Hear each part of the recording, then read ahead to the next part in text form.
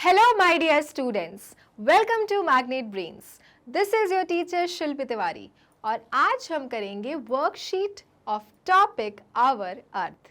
Alright, so children, Magnet Brains एक ऐसा channel है जो देता है किंडरगार्टन से grade 12 free videos and free education.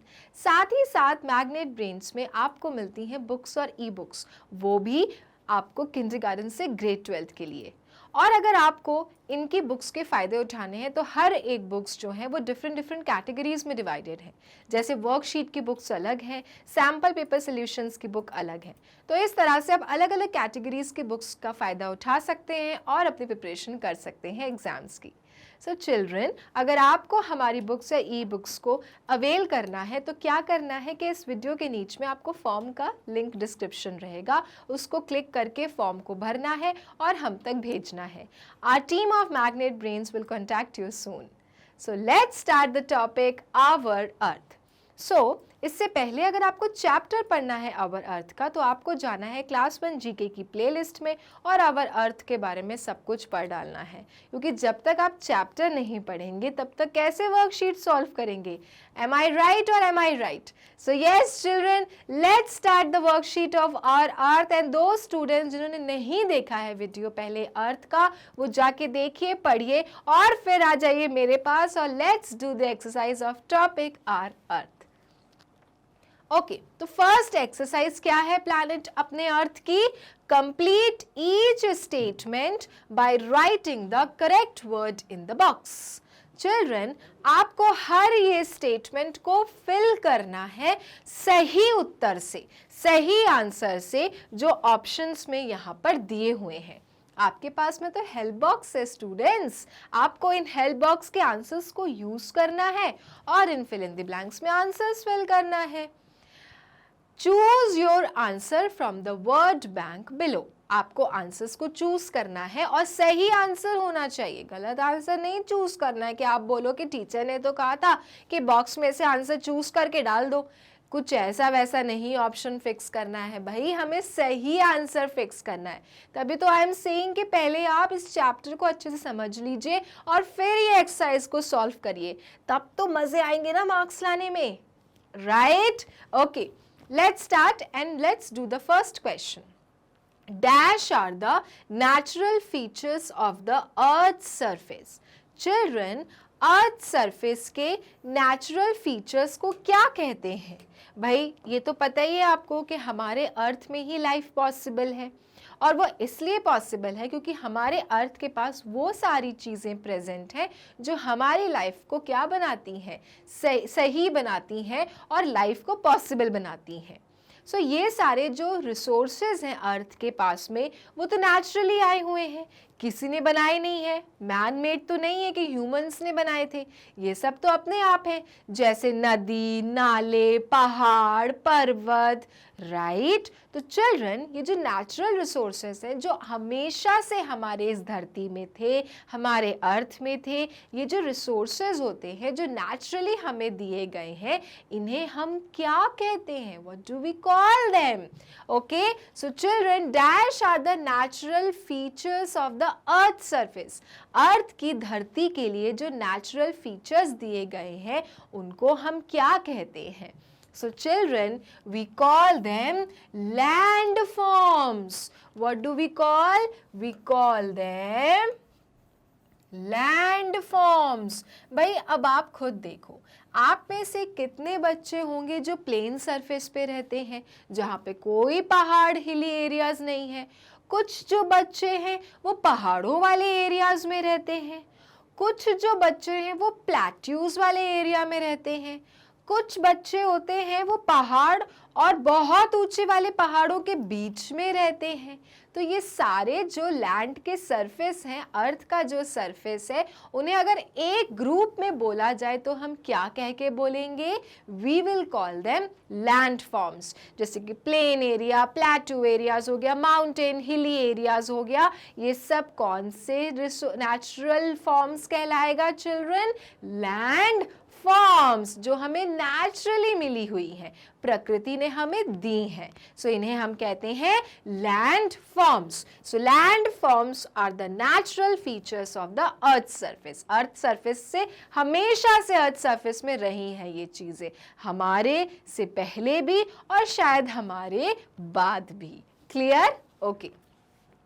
Second, a dash is a high flat land form. Children, flat land form है, okay, बिल्कुल फ्लैट लैंड फॉर्म है, लेकिन हाई मतलब ऊंचे ऊंचे फ्लैट लैंड फॉर्म है। इस प्रकार के लैंड फॉर्म को क्या कहा जाता है कि भाई फ्लैट तो है लेकिन फ्लैट्स में भी उबड़ खाबड़, ऊंचा ऊंचा ऊंचा ऊंचा है। इस प्रकार के लैंड फॉर्म्स को हम क्या बुलाते हैं?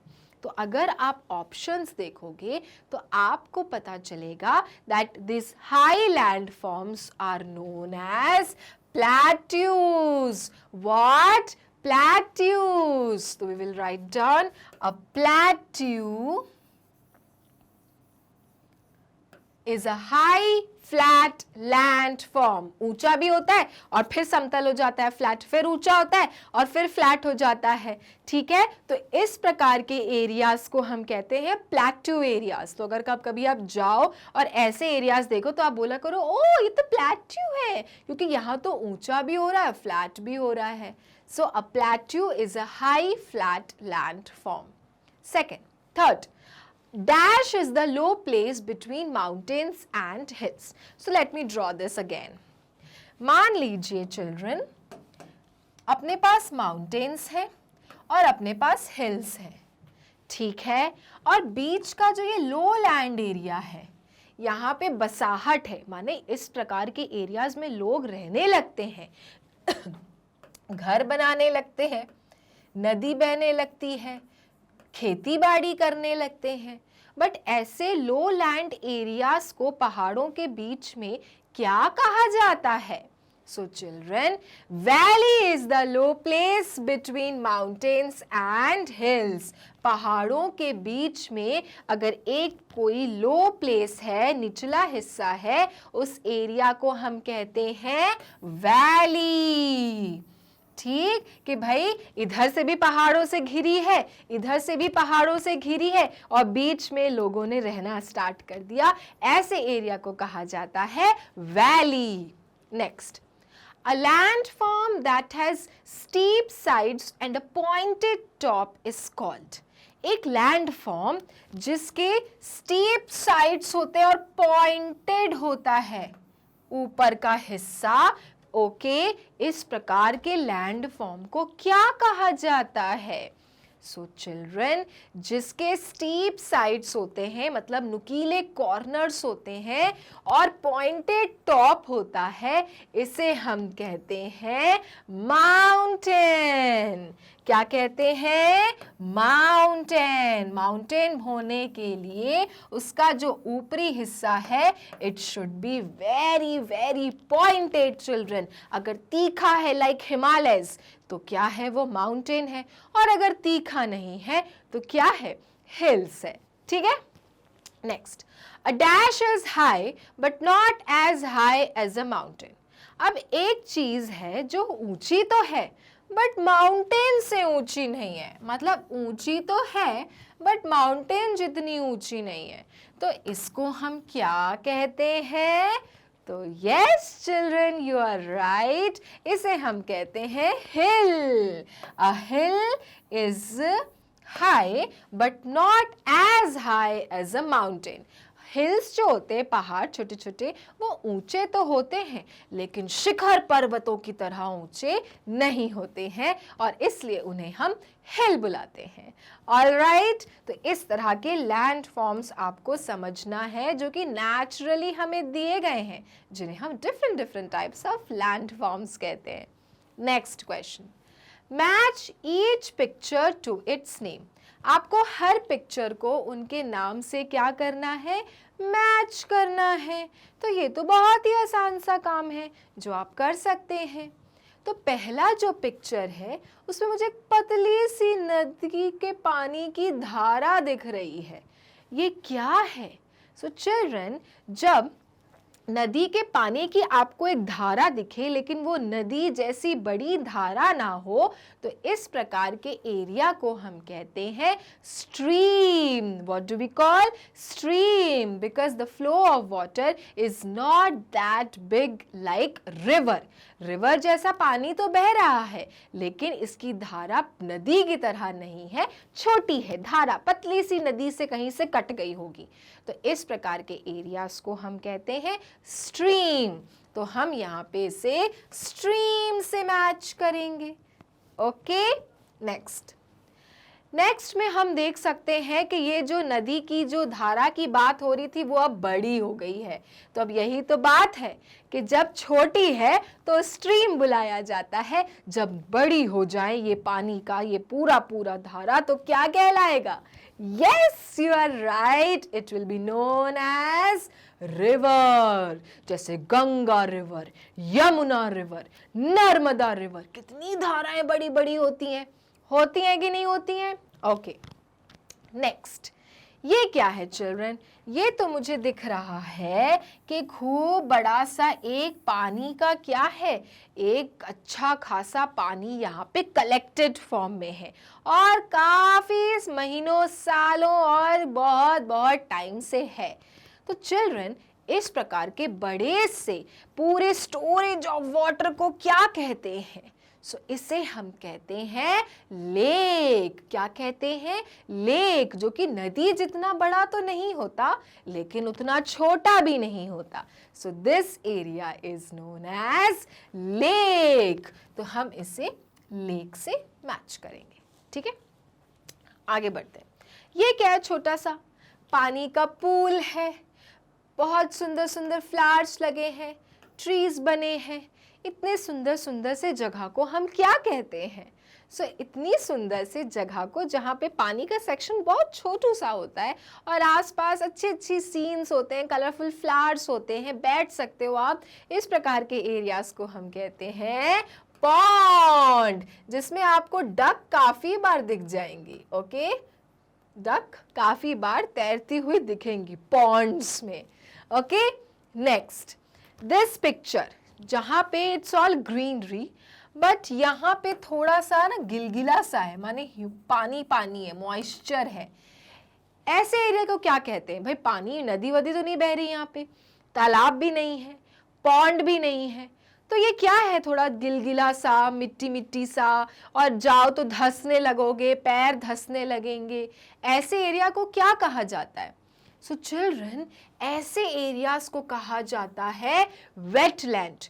ऐसी जगह, ऐसी प्लेस, ऐसी एरिया जो चिल्ड्रन बहुत महीनों तक क्या रहती है? पानी से भरी रहती है और गीली हो जाती है और अगले बरसात आने तक क्या रहती है? गिलगिली ही बनी रहती है क्योंकि इतने महीनों तक उसमें पानी कलेक्टेड रहता है.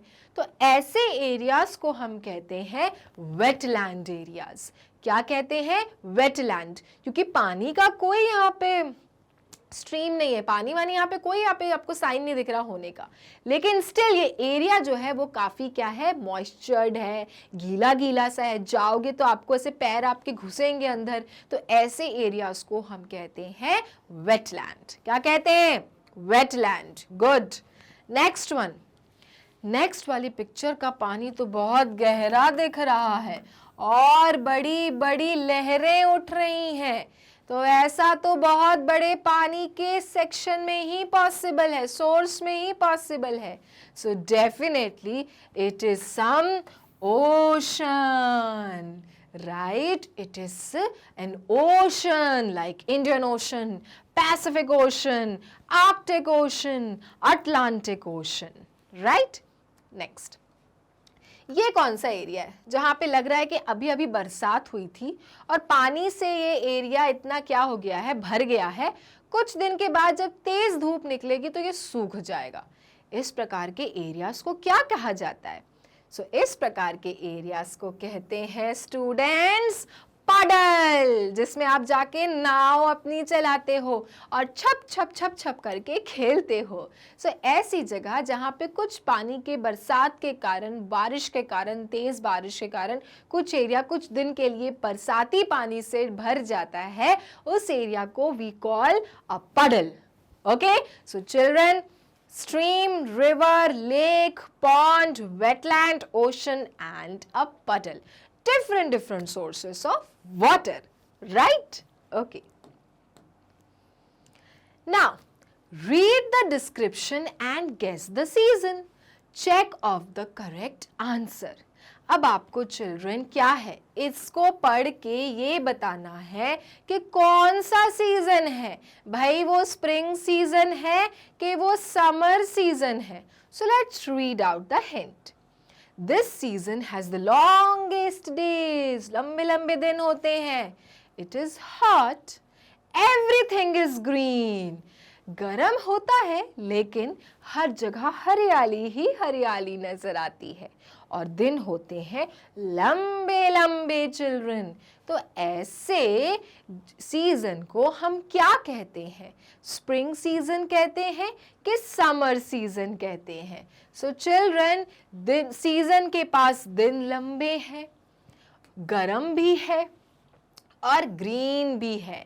सो ऐसे सीजन को चिल्ड्रन हम कहते हैं summer season. Okay, so summer season is hot और ग्रीनरी रहती है, क्योंकि जस्ट उसके पहले हमारे पास स्प्रिंग सीजन था तो उसकी ग्रीनरी तो बरकरार रहती है.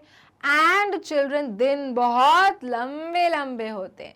तो ऐसे सीजन को we call summer season. Spring season नहीं करेंगे क्योंकि spring season is not hot, it is very pleasant, right? So it is hot season and that is why it is a summer season. Clear? Okay. Next, this season has the longest nights. It is cold. Some animals fall asleep. भाई ये वाले season की जो रातें होती हैं वो बहुत लंबी होती हैं. समर सीजन के दिन क्या थे? लंबे थे. अब ये वाले सीजन की जो रातें हैं, it is very very long. अब बहुत टाइम तक सो सकते हो. You can sleep long long hours. Okay, it is cold. लेकिन जो ये सीजन होता है it is very very cold. Some animals fall asleep. और कुछ एनिमल्स तो सोने में चले जाते हैं, हाइबरनेटिंग मोड में चले जाते हैं. लंबे लंबे महीनों तक सोते रहते हैं जब तक कोल्ड वाला सीजन नहीं चला जाता. तो मैंने आपको तो आंसर दे ही दिया है. Yes children, it is winter season. कौन सा सीजन? विंटर सीजन, जिसकी रातें होती हैं लंबी और क्या होता है? ठंडी होती हैं. और चिल्ड्रन, जो कुछ एनिमल्स होते हैं जो कोल्ड ब्लडेड होते हैं, they go for long long sleep. Okay, बहुत महीनों तक they go for sleep children, and they are known as hibernating animals. So in this two options, which option is correct? It's winter season, right? Okay. Next, leaves on trees turn yellow, orange and red. Animals collect food for winter. अब ये जो season है इसमें trees के जो leaves हैं वो पीले हो रहे हैं, ऑरेंज हो रहे हैं और धीरे धीरे अब लाल होके गिरने वाले हैं, झड़ने वाले हैं. और एनिमल्स ने सर्दी के सीजन के लिए अपने फूड को कलेक्ट करना स्टार्ट कर दिया है इस सीजन में, क्योंकि immediately after this season winter season is coming. So which is the season? Yes, it is an autumn season. Winter से पहले क्या आता है? ऑटम सीजन आता है, जिसमें पेड़ों की पत्तियां येलो, ऑरेंज और रेड होके झरने लगती हैं और एनिमल्स जो विंटर्स में नहीं रह पाते, जो हाइबरनेशन में चले जाते हैं, उस जोन में जाने से पहले फूड अरेंज करने लगते हैं. So this season is known as your autumn season. Clear? This is an autumn season. Okay. Next, it gets sunnier and warmer. Birds build their nest. All is in bloom. Children, इस वाले मौसम में सूरज हल्का हल्का sunnier हो जाता है और हल्की हल्की सी गर्माहट मिलने लगती है ठंडी के बाद, और जो बर्ड्स होते हैं वो अपने नेस्ट बनाने लगते हैं और हर जगह there is greenery and roses and flowers are blooming. बहुत सुंदर ये जगह हो जाती है। ये बहुत ही प्यारा सीजन है। Everyone enjoys this season. What is the name of this season? And the name of this season is spring season, बसंत ऋतु, जब हर जगह फूल ही फूल नजर आते हैं, हर जगह हल्की हल्की गर्माहट होती है, ठंड के बाद का सीजन होता है। And this season is known as spring season. Which season? Spring season. All right, okay. So ये थी आपकी exercise children of topic our earth, जिसमें हमने लैंड फॉर्म्स, रिवर्स के बहुत सारे सोर्सेज और डिफरेंट टाइप्स ऑफ सीजन्स करे। तो इस तरह से हमने अपने चैप्टर जीके के टॉपिक आवर अर्थ की वर्कशीट कर ली है कंप्लीट। तो आपकी प्लेलिस्ट हो गई है पूरी तरह से रेडी और तैयार। तो किस बात की देरी है, और हो जाइए तैयार और अपनी प्रिपरेशन कर दीजिए शुरू। All right, so children, magnet brains एक ऐसा प्लेटफॉर्म है जो देता है किंडरगार्टन से grade 12 free videos and free education. साथ ही साथ मैग्नेट ब्रेन्स में आपको किंडरगार्टन से ग्रेड 12 मिलेंगी बुक्स और ई बुक्स भी फ्री। और चिल्ड्रन, अगर आपको बुक्स और ई बुक्स को अगर अच्छे से समझना है, पढ़ना है, तो डिफरेंट कैटेगरीज में हमने सेक्शंस में डिवाइड किया है।